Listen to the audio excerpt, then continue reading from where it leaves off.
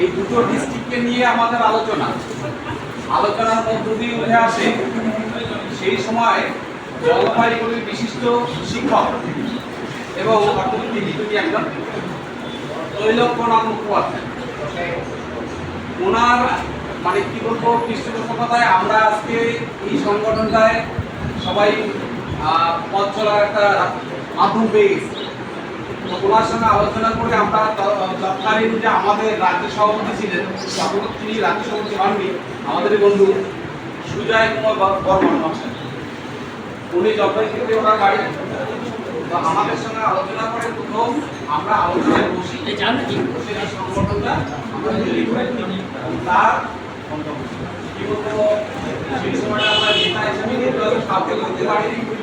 তৈলক্যনাথ মুখোপাধ্যায়কে আমাদের সংগঠনের উদ্যোক্তা হিসেবে রেখেছিলাম, রেখে সুজয় বর্মন মহাশয়কে আমরা রাজ্য সভাপতি করেছিলাম।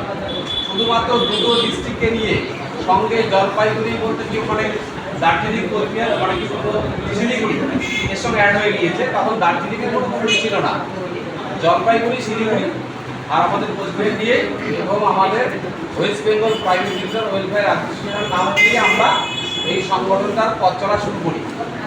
তখন আমাদের স্রষ্টা বা উদ্যোক্তা যাই বলুন না কেন ছিলেন তৈলক্যনাথ মুখোপাধ্যায়, আর তদানীত রাজ্য সভাপতি ছিলেন সুজয় কুমার বর্মন মহাশয়। তার পরবর্তীকালে এক এক করে আমাদের এই 3টা জেলা থেকে শুরু করে আস্তে আস্তে আস্তে আস্তে আমরা মোটামুটি 10 থেকে 12টা জেলায় সংগঠনটাকে বিস্তার লাভ করি। তারপর আস্তে আস্তে কলকাতা থেকে একটু সংগঠনটা মানে প্রসারিত হয়। এখন আমাদের সংগঠনের যা ভিড় টোটালটাই দক্ষিণবঙ্গের উপর দাঁড়িয়ে।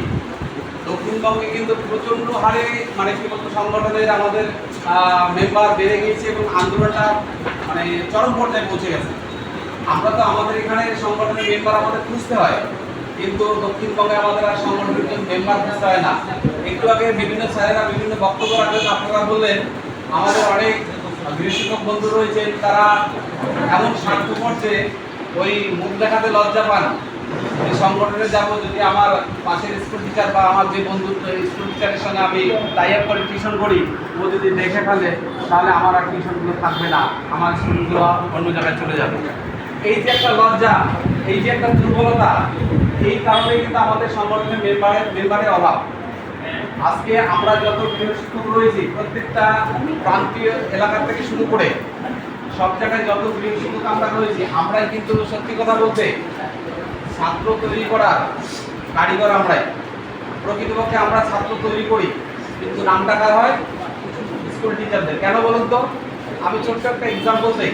যেমন আমি ব্যক্তিগতভাবে ম্যাথের টিচার, আমি ম্যাথ পড়াই যে সমস্ত স্টুডেন্টদের, তাদের মধ্যে কিছু কিছু স্টুডেন্ট আমার স্কুল টিচারদের কাছে পড়ে।